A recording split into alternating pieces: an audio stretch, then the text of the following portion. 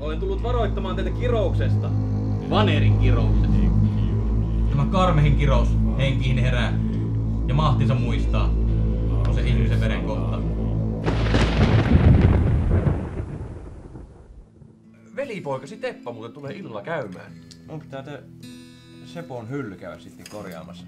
Sepon hylly. No, luuliko taas kännissä sä kerros Joo, säikyksi? niin.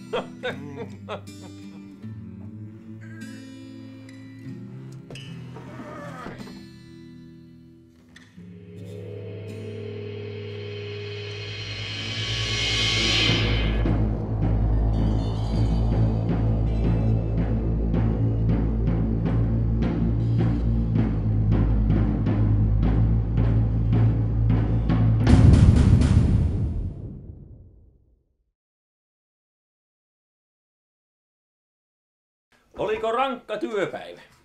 Varsin mielenkiintoinen, etten sanoisi.